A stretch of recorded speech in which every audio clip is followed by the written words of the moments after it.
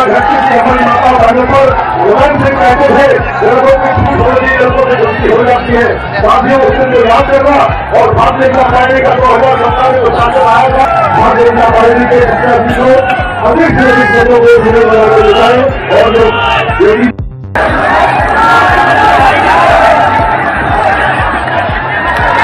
दोनों हाथ लगातार ऊपर करेंगे, दोनों हाथ।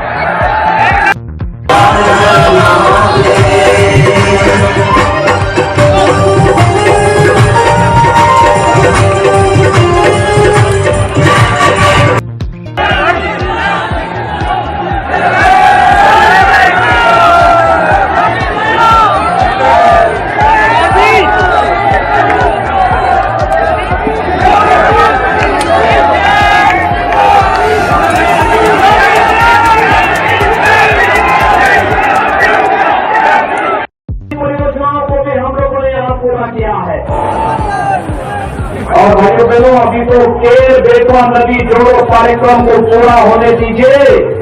बुंदेलखंड की धरती से हर जगह पानी ही पानी होगा। सोचे का नाम अब कभी कोई बुंदेलखंड में नहीं लेगा। ये डबल इंजन की सरकार का लाभ है। भाइयों बहनों, ये कार्य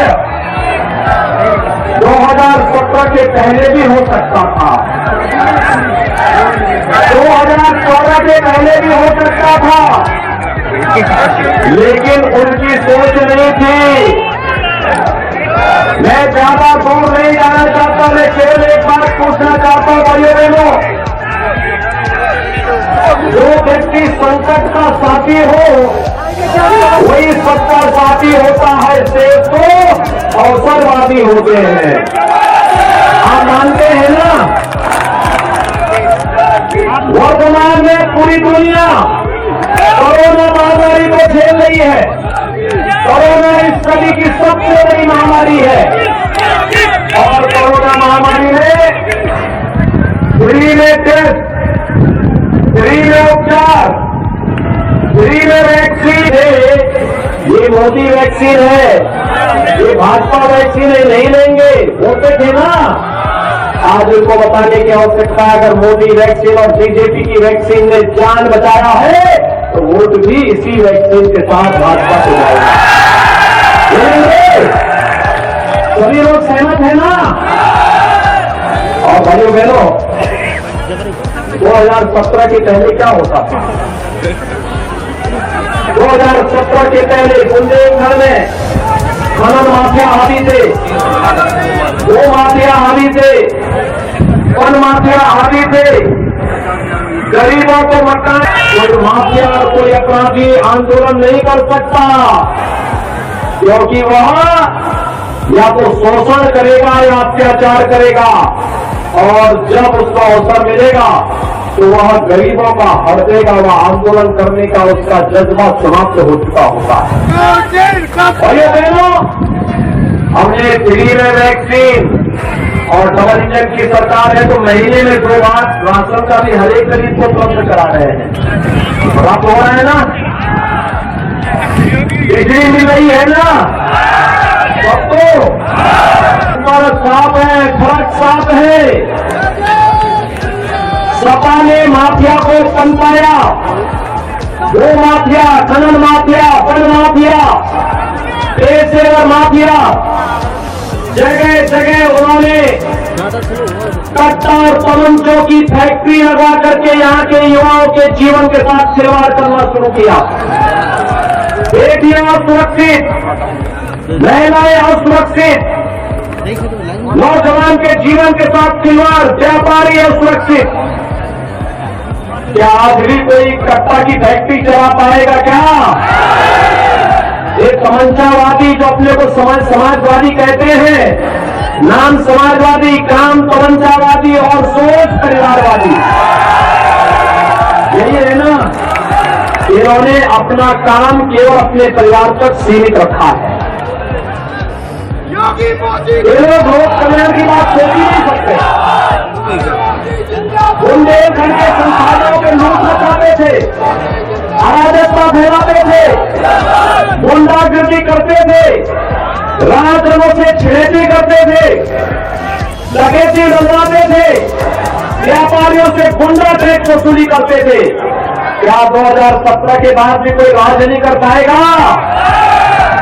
गुंडागिर्दी कर पाएगा? क्या व्यापारियों के साथ और माताओं बहनों के साथ छिड़ेती कर पाएगा? भाइयों बहनों, आज तो हम बुंदेलखंड में सुरक्षा का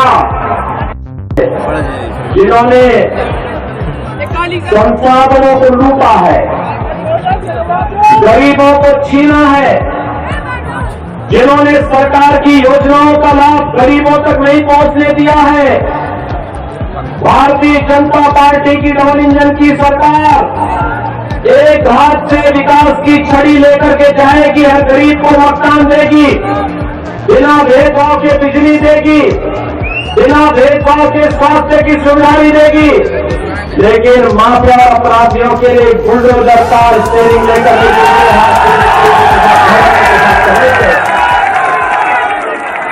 आपने देखा है जमीन माफियाओं के लिए आप देख सकते हैं सपा बसपा और कांग्रेस की संवेदना कभी गरीब के लिए नहीं होती है, अन्नदाता किसानों के लिए नहीं होती है, महिलाओं के प्रति नहीं होती है।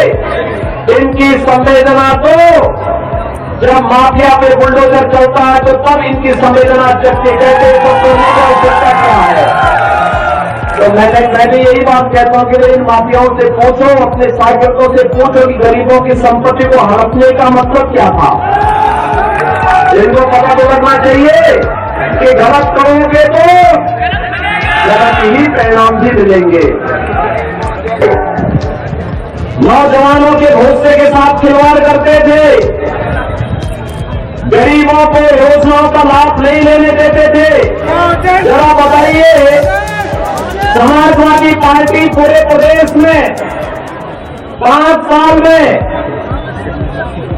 18,000 गरीबों के मकान नहीं बना पाई, और हमारी सरकार ने, डबल इंजन की सरकार ने, भाइयों बहनों, 5 साल में 43,50,000 गरीबों का मकान बनाया है। 43,50,000 गरीबों को। और अकेले झांसी में, झांसी जनपद में 50,000 से भी गरीबों को एक मकान मिला है। 2.5 लाख से भी किसानों को, यानी 2,50,995 किसानों को प्रधानमंत्री किसान सम्मान निधि का लाभ 6,000 रुपये सालाना भी मिल रहा है।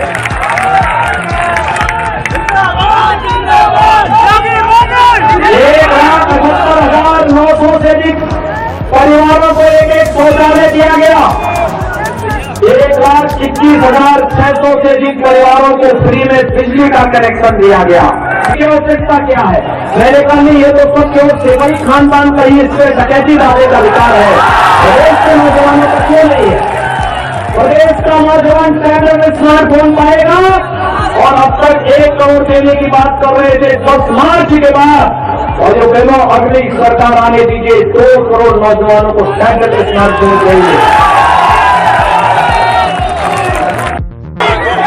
भानु प्रताप वर्मा जी, झांसी के लोकप्रिय सांसद अनुराग शर्मा जी, भारतीय जनता पार्टी के जिला के अध्यक्ष यमुना प्रसाद कुशवाहा जी, कोटि नमन करता हूं।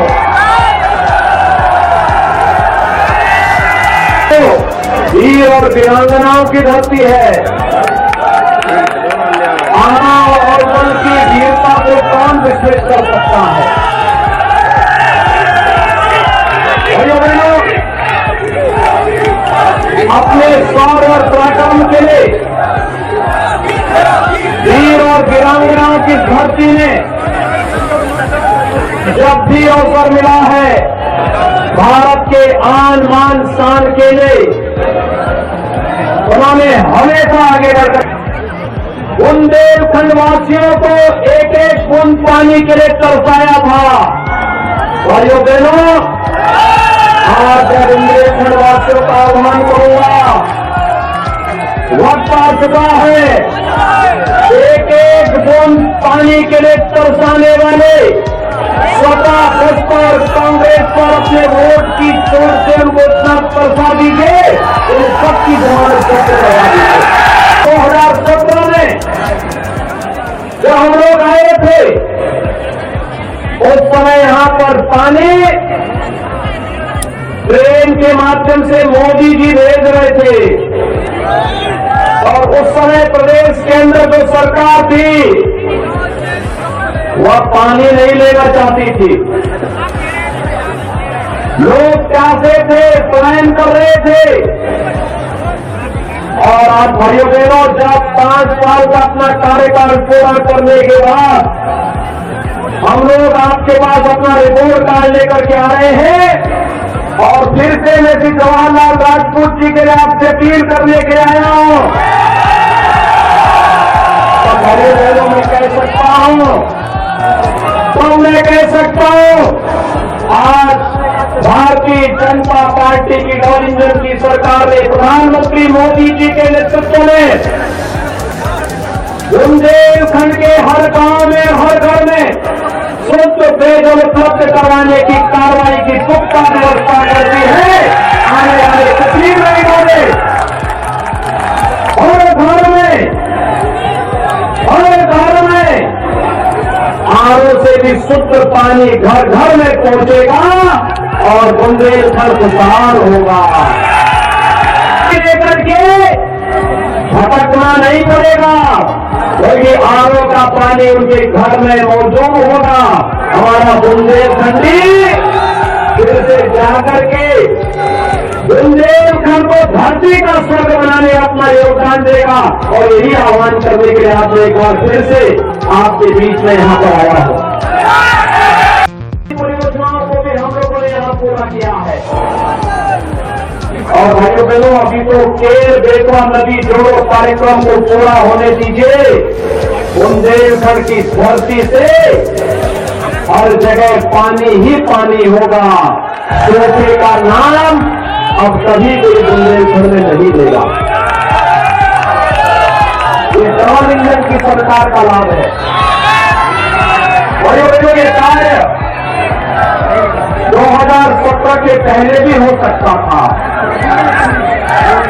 2014 के पहले भी हो सकता था, लेकिन उनकी सोच नहीं थी। मैं ज्यादा दूर नहीं जाना चाहता, मैं केवल एक बात पूछना चाहता हूं भाइयों बहनों, जो व्यक्ति संकट का साथी हो वही सच्चा साथी होता है। देश को अवसरवादी होते हैं, आप मानते हैं ना। वर्तमान में पूरी दुनिया कोरोना महामारी को झेल रही है। कोरोना इस सदी की सबसे बड़ी महामारी है और कोरोना महामारी में फ्री में टेस्ट, फ्री में उपचार, फ्री में वैक्सीन है। ये मोदी वैक्सीन है, ये भाजपा वैक्सीन नहीं लेंगे, होते थे ना। आज उनको बताने की आवश्यकता है, अगर मोदी वैक्सीन और बीजेपी की वैक्सीन ने जान बचाया है तो वोट भी इसी वैक्सीन के साथ भाजपा को जाएगा। सभी लोग सहमत है ना। और भाइयों बहनों, 2017 के पहले क्या होता था? 2017 के पहले बुंदेलखंड में खनन माफिया हावी थे, गो माफिया हावी थे, वन माफिया हावी थे। गरीबों को मकान, कोई माफिया और कोई अपराधी आंदोलन नहीं कर सकता, क्योंकि वह या तो शोषण करेगा या अत्याचार करेगा। और जब उसको अवसर मिलेगा तो वह गरीबों का हट देगा, वह आंदोलन करने का उसका जज्बा समाप्त हो चुका होगा। भाइयों बहनों, हमने फ्री में वैक्सीन और डबल इंजन की सरकार है तो महीने में 2 बार राशन का भी हर एक गरीब को उपलब्ध करा रहे हैं। प्राप्त हो रहा है ना।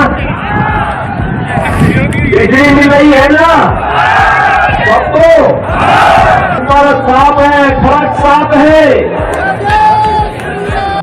ये भारतीय जनता पार्टी के चुनाव चिन्ह पर चुनाव हो रहे हैं और मऊ से भारतीय जनता पार्टी की सहयोगी दल अपना दल एसपी प्रत्याशी श्रीमती रश्मि आर्य चुनाव लड़ रही है।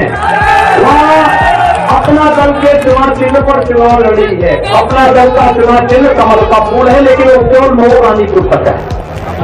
मऊ रानीपुर के मऊ रानीपुर में उनका अपना जो चुनाव चिन्ह है वह टॉप प्लेट वहां के लिए केवल मऊ रानीपुर के लिए, यहाँ पे नहीं, ये गरोठा में नहीं, गरोठा में तो कमल का फूल ही रहेगा।